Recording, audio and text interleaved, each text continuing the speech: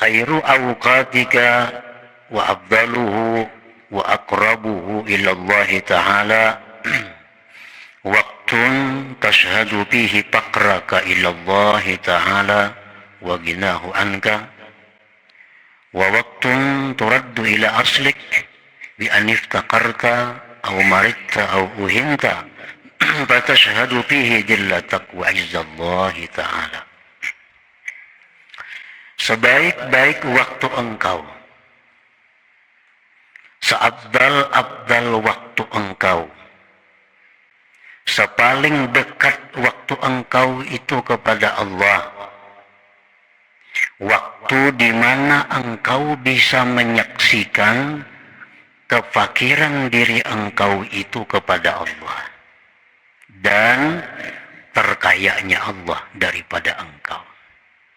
Itu waktu yang paling mulia, waktu yang paling afdal, waktu yang paling baik yang ada pada kita.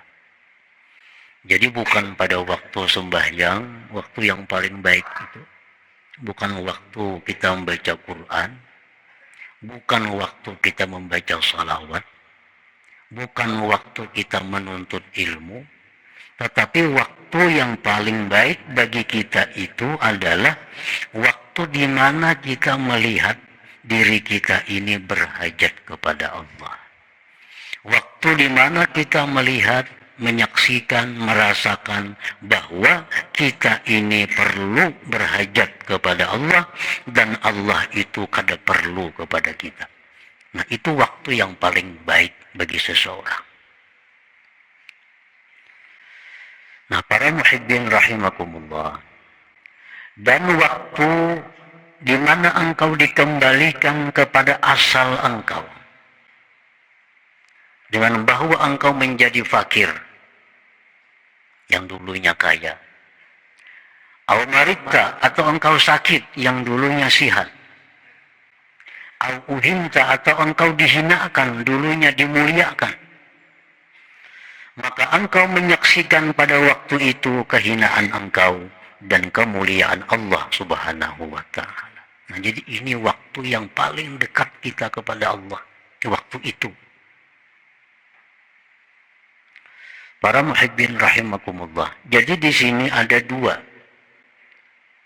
Ada orang yang dengan senang hati, tanpa disuruh, tanpa dipaksa, tetapi dia merasa bahwa dirinya itu adalah hina. Tanpa dipaksa, tanpa disuruh, dia merasa dirinya itu sangat berhajat kepada Allah. Walaupun orangnya kaya, kada jadi soal. Orangnya sihat, kada jadi soal. Orangnya dimuliakan orang, kada jadi soal. Walaupun dia punya harta, walaupun dia dimuliakan orang, walaupun dia sihat, tetapi hatinya tuh merasa bahwa dia itu sangat perlu kepada Allah Subhanahu wa ta'ala. Bahwa dirinya ini sangat hina sebenarnya. Nah, ini orang yang dengan sukarela mendapatkan waktu yang mulia tadi. Ada orang yang dipaksa untuk mendapatkan waktu mulia ini. Nah, orang ini kaya. Nah, waktu dia kaya, dia kadang merasakan dirinya itu berhajat. Allah sayang dengan hambanya ini. Allah paksa. Lalu dia difakirkan oleh Allah. Dengan difakirkan itu, lalu dia sadar bahwa dia hina, bahwa dia fakir kepada Allah. Nah, ini orang terpaksa. Waktu dia sihat, dia lupa kepada Allah. Waktu dia sihat, dia merasa kada perlu pertolongan Allah. Allah sayang dengan hamba ini, disakitkan oleh Allah. Begitu dia sakit, sadar, oh ternyata aku perlu perlindungan Allah. Ternyata aku perlu anugerah Allah. Ada orang yang begitu dia dimuliakan, dihormati, dia lupa kepada Allah. Dia lupa kepada asal jati dirinya sebenarnya adalah yang hina. Nah, Allah sayang kepada dia, Allah hinakan orang ini. Maka dia jadi terhina di tengah-tengah manusia. Lalu dia sadar, ternyata aku sangat hina. Ternyata aku ini sangat butuh kepada Allah.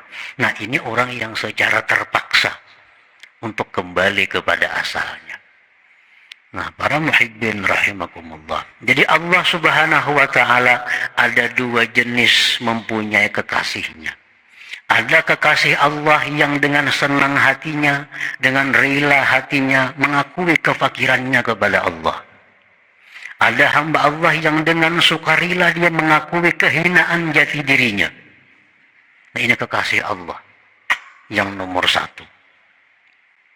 Ada kekasih Allah yang dipaksa oleh Allah jadi kekasih. Nah, iya macam tadi. Waktu dia kaya, dia kada sadar bahwa dia itu sebenarnya adalah fakir. Tetapi dikayakan oleh Allah. Waktu dia sihat, dia kada sadar bahwa dia itu sakit kalau tidak disihatkan oleh Allah. Waktu dia mulia, dia kada sadar sebenarnya dia hina kalau tidak dimuliakan Allah. Nah, ini orang dipaksa oleh Allah untuk jadi kekasih Allah. Nah, para muhibbin rahimakumullah, tinggal kita yang memilih hendak jadi terpaksakah atau jadi yang sukarela. Kalau kita hendak jadi sukarela, jadi kekasih Allah, nah, sebelum Allah mengembalikan kita kepada asal kita, kita sadar. Nah, kita sadar. Jangan sampai ditarik Tuhan harta, hanya sadar, jangan sampai. Jangan sampai ditarik Tuhan kesehatan, hanya sadar, jangan. Jangan sampai ditarik Tuhan kemuliaan, hanya sadar, jangan. Tapi di waktu kita kaya, di waktu sihat, di waktu mulia, kita sadar jati diri kita adalah sebenarnya hina. Sebenarnya adalah perlu kepada Allah subhanahu wa ta'ala. Nah, para muhibbin rahimakumullah. Jadi itulah waktu yang paling dekat diri kita kepada Allah pada waktu itu. Waktu kita ini merasakan jati diri kita sebenarnya adalah kita ini orang yang lemah, orang yang hina, orang yang miskin, orang yang sakit. Nah, di waktu kita menyaksikan diri kita demikian, maka itulah kita mendapat pahala yang sangat besar dari Allah subhanahu wa ta'ala dan merupakan jalan yang paling cepat untuk menuju kepada keridhaan Allah subhanahu wa ta'ala. Nah, jadi ini termasuk dalam bagian tafakkur. Tafakkur. Ada hadis yang mengatakan bahwa tafakkur lebih afdal dari ibadah setahun. Tafakkur lebih afdal dari ibadah 70 tahun. Nah, tafakkur. Merenungi bahwa diriku ini sebenarnya adalah hina. Andai kata Allah kada memuliakan. Diriku ini sebagainya sakit. Andai kata Allah tidak memberi kesehatan. Diriku ini sebenarnya adalah hina jikalau Allah tidak memuliakan. Nah, tafakkur seperti itu paling berharga, paling dekat kita kepada Allah subhanahu wa ta'ala. Nah, para muhibbin rahimakumullah, jadi waktu yang paling abdah itu bukan waktu sembahyang, bukan waktu sujud, bukan waktu salawat, kada. Ternyata waktu yang paling abdal waktu kita menyadari yang demikian itu. Wa innama yakunu dzalik khaira waqtik wa afdalahu wa aqrabahu ila Allah li'annaka fi dzalikal waqti tasta'iddu likabuli nafahati rahmatillah wa madadihi wa hidayatihi wa taufiqihi wa aunihi. Kenapa? Sebabnya waktu yang demikian tadi merupakan waktu yang paling baik. Kenapa? Sebabnya waktu yang demikian tadi waktu yang paling afdal. Kenapa waktu yang demikian tadi waktu yang paling mendekatkan kita kepada Allah? Kenapa sebabnya? Nah, karena engkau pada itu waktu, engkau siap, engkau mungkin, engkau ada harapan untuk menerima rahmat Allah, pertolongan Allah, hidayah taufik Allah subhanahu wa ta'ala. Nah, itu sebabnya. Pada waktu kita merasakan bahwa diri kita ini hina, pada waktu kita merasakan bahwa diri kita ini miskin, nah di saat itu kita sebenarnya telah menerima rahmat Allah yang besar. Pada saat itu kita menerima pertolongan Allah yang sangat besar. Pada saat itu. Yang tidak didapatkan dalam waktu yang lain-lain. Nah itu sebabnya. Kan ibadah yang itu sambungan rahmat Allah. Orang beribadah itu apa tujuannya? Supaya dapat rahmat Allah. Makin banyak rahmat yang didapat, maka ibadah itu makin mulia. Makin banyak rahmat yang didapat, maka ibadah itu makin afdal. Nah, di mana rahmat yang paling banyak tercurah kepada kita? Waktu kita merasakan bahwa diri kita ini ternyata hina, kada berdaya, jikalau tidak ditolong oleh Allah Subhanahu wa ta'ala. Nah, di saat itu nang rahmat itu kata-kata karan lagi datang kepada kita. Qala Allah Ta'ala, firman Allah Ta'ala, innamas sadaqat lil fuqara. Nah, orang sufi menafsirkan ini firman Allah, hanya saja sedekah itu untuk orang fakir. Kalau ahli fikih menafsirkan zakat itu hanya untuk orang fakir, miskin, kan? Itu hukum fikih. Tapi kalau orang sufi menafsirkan bahwa sedekah itu hanya untuk fukara. Artinya apa? Bahwa pertolongan Allah, rahmat Allah itu diberikan Allah kepada orang-orang yang merasakan dirinya perlu kepada Allah. Nah, rahmat Allah, berkat Allah, pertolongan Allah itu hanya Allah berikan kepada orang-orang yang merasa dirinya itu membutuhkan Allah. Itu letaknya rahmat Allah. Jadi waktu kita ini merasakan lemahnya diri kita, disitulah Allah akan memberikan kekuatan kepada kita. Di waktu kita merasa diri kita ini fakir, Allah akan memberikan kekayaan kepada kita. Innamas sadaqat lil fuqara. Wa qala ta'ala, wa laqad nasarakumullahu bi badri wa antum adillah.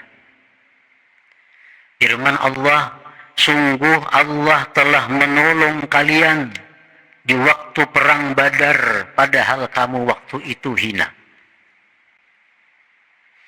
Perang Badar 17 Ramadan. Jumlah umat Islam 313 orang. Pasukannya 313. Unta cuma ada 70. Kuda hanya ada 2 kuda. Nah ini satu pasukan yang lemah. Yang dihadapi siapa? Kufar Quraisy. Kafir-kafir Quraisy yang membawa pasukan 1000 tentara. 100 kuda. 700 unta. Itu yang di samping itu orang-orang Quraisy ini tokoh-tokoh mereka yang ikut di Badar. Abu Jahal ada di kumpulan yang kuat-kuatnya. Tetapi Allah memberikan pertolongan kepada kaum muslimin di perang Badar itu. Kenapa sebabnya Allah beri pertolongan? Karena 313 ini begitu melihat musuh kuat, mereka merasa hina. Mereka merasa hina. Tidak ada jalan lain kalau tidak ada pertolongan Allah yang mereka harapkan. Nah, di saat mereka 313 ini merasa dirinya hina, merasa dirinya ini lemah, disitulah Allah menurunkan pertolongan kepada pasukan Badar. Akhirnya apa? 1000 orang kafir kucang kacir bukahan. Nah, kada sedikit yang mati tokoh-tokoh Quraisy pada waktu perang Badar. Abu Jahal di antaranya. Abu Jahal di antaranya. Nah, ini contoh bahwa Allah memberikan pertolongan di saat kita merasa diri kita hina. Allah memberikan kita pertolongan saat merasa diri kita ini lemah. kada berdaya kalau tidak ada pertolongan Allah Subhanahu wa taala.